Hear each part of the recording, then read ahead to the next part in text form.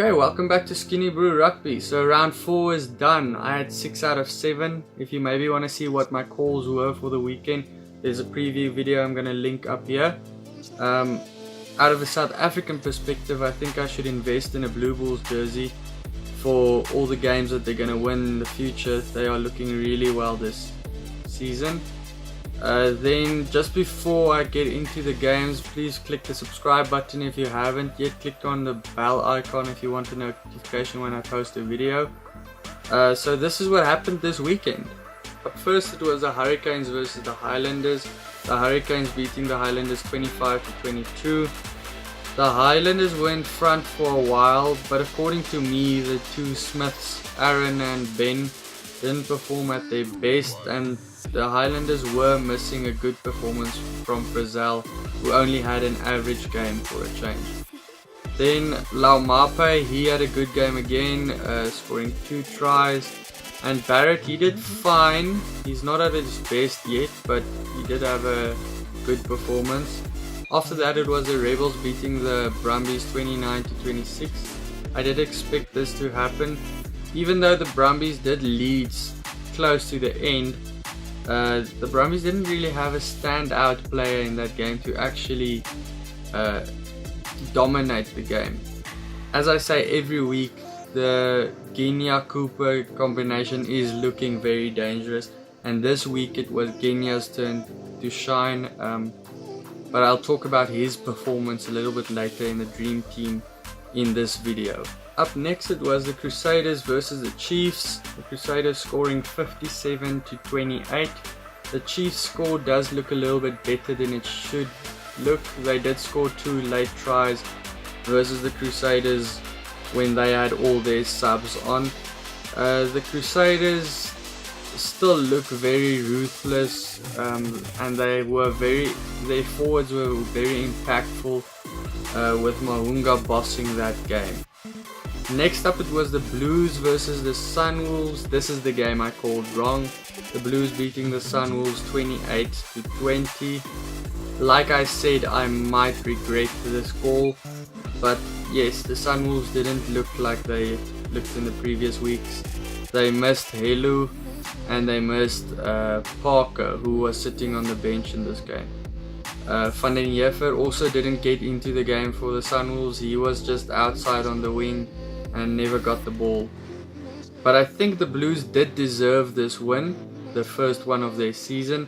If it wasn't for the Ioane brothers, Akira in front who takes the ball and goes into the line and keeps ball possession for them and always makes meters, and then Rieko Ioane, who's always open on the wing to score a try with his finishing abilities. But there was one fault for the Blues. They did miss Black, who's their normal starting fly half. Plummer didn't kick that well. I actually thought at the time that if the Blues do lose this game, it would be down to Plummer, who wasn't kicking well at the goal. Next, it was the Waratahs versus the Reds. The Waratahs scoring 28 to the Reds 17. The Waratahs dominated most of that game, but the Reds didn't lie down. The Reds had moments of brilliance in that game where you saw they can perform really well on attack, but then most of the game they were just defending, or they looked like they didn't know what to do on attack. I do think the Reds are lacking a number 10 who can boss the game about and take charge with the boot. Maybe Cooper, but he's doing well for the Rebels anyway. Then the Waratahs played in a cricket stadium, and I'm joking and saying they fielded an all-round backline with guys like Beale and Falau, Ronna, Ashley Cooper. Those guys can play any position in the backline, so it's good to shuffle them about. But I do think they made a mistake by putting Beale at the fullback, because Falau didn't get into the game on the wing, and there were a couple of defensive lapses where the strategy or the tactics didn't work out well on defense. Hunt didn't play too badly in his game against his old side. Then it was the Lions versus the Jaguares. The Lions beating the Jaguares 47-39. A lot of people are saying this was a very good attacking game. I differ from them. I say it was a very poor defensive game. The Jaguars looked like losing from the start, even though they had a late fight back. They might have rushed that drop goal. I think it was the second last try of the game. They rushed it a bit and they dropped the ball through under the post, and they were standing right in front of the goal. So they did rush that. If they maybe got that 2 points, they could have gotten away with a point away from home. But the young Lions team was impressive with guys like Chituka and Similane. They had very good games. I didn't even know about Chituka before the game.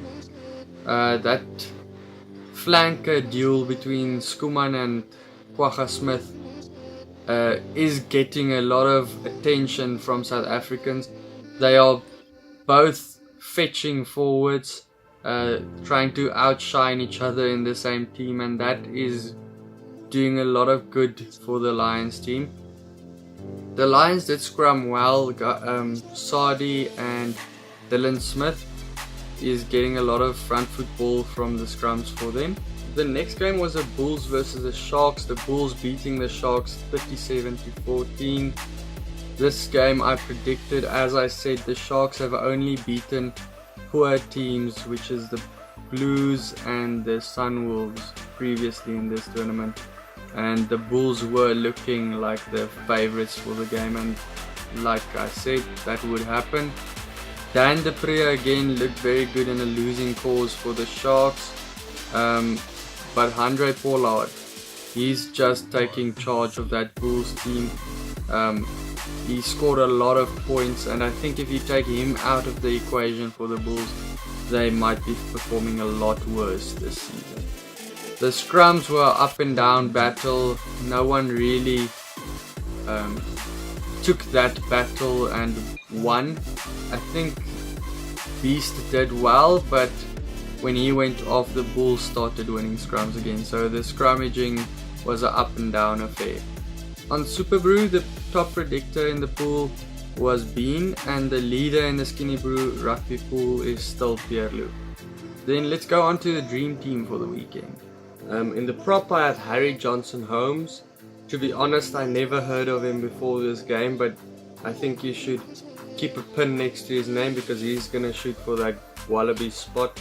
He had 15 tackles in that game, won 2 of the opposition scrums, and he got the ball 4 times from turnovers. That's a numbers flankers get, and got a 12 on Superbru. Then the other Alalatoa brother, Michael, he got 1 try, made 25 meters and beat 1 defender for 11.5 on Superbru. Then Cody Taylor, he came off the bench after half time, but he scored 2 tries and ran 51 meters to score 18 on Superbru. Akker did well this weekend, but with numbers like Cody Taylor has, Akker wouldn't stand a chance. Then Chituka from the Lions, he got a 17.5 on Superbru. He's also a new player that I haven't heard of before. He got 53 meters, 1 line out steal, and I think all the Lions in this list in the forwards has a good score because they won the opposition scrum 3 times. The next player is Valentini from the Brumbies. He got 17.5 as well. Like I said, it's a week of newbies. I also don't know who this guy is. He scored 1 try and got 22 meters. Then it's Kwagga Smith. He got 1 try, 46 meters and 11 carries for 20.5 on Superbru. And then his flank partner, Marnus Skuman, he had 1 try, 1 assist, 1 turnover, 1 clean break and 1 defender beaten, also for 20.5. Then at 8th minute, Mitchell Brown, he had 1 clean break, made 39 meters and scored 1 try for 19.5 on Superbru. Will Genia, he got a 16.5 on Superbru. I think for this season that's the highest score any scrum half in Superbru has gotten so far. I think the previous one was 12.5 by Suravi from the Reds. I think Genia had his best game so far of the season. He had a little bit of a scuffle in the second half where he was pushing and shoving or having a verbal disagreement with someone, and after that he just changed completely how he played. He attacked the line a lot and sniped. His figures prove it. He has 1 try, 1 assist, defeated 3 defenders, which is a lot for a scrum half. Then Pollard, I predicted a good game from him. He got 30.5 on Superbru. He had 1 defender beaten, 5 penalties, 2 conversions and 1 drop goal to take charge of that Bulls game. Then Laumape, I also called a good game for him in the preview video. He got 26.5, 2 tries, 79 meters and 3 defenders beaten. Then another guy in Super Rugby terms that's new, Simelane. He's a junior Bok. We've seen what he can do there. It's still early days, but if he can keep up this attacking form and prove his worth on defense, he might be knocking on that Springbok door for the World Cup. He's a very dangerous outside centre, and that's what we need in the Springboks. He made 121 meters, 1 try, 14 carries and 4 defenders beaten. Next up from the Crusaders, it was Jordan. He got 27.5 on Superbru, scored 2 tries, ran 98 meters with the ball and beat 3 defenders. The other new guy I have, I think it's the 5th one for the weekend, Reese. It's his first game for the Crusaders. There was a lot of talk before the game on his controversial signing because he was let go from a European team for off the field stuff, but he did prove his worth as a rugby player with 1 try, 1 assist, 153 meters, 2 clean breaks and 2 turnovers. For a winger, he's not supposed to be doing turnovers, so if he gets turnovers, that's very good for your team. And then last but not least, obviously I had to include him in this weekend, Rieko Ioane. He beat 2 defenders, 2 clean breaks, 1 turnover and scored 4 tries for a score of 35 on Superbru. He is just one of those finishing type wings. He wasn't doing anything flashy in this game. He didn't have long distance runs, nothing. He was just always open on that wing in his position, just beats the defender on the outside or bumps him off with his size. Unfortunately, that means there's no space for Speckman this week. He did also play well, but according to Superbru, he had a score of 18. The top fantasy rugby player of Skinnybru Rugby on Superbru this week was Bregels. The leader is Daniel, I'm not sure, just let me know. But that's all for the week. If you haven't subscribed yet, please do here in the bottom right. Click that bell icon if you want to. You can also visit the Facebook page, join the Skinnybru Rugby Superbru pool. And yes, that's it for the week. I'll see you for the preview video for week 5.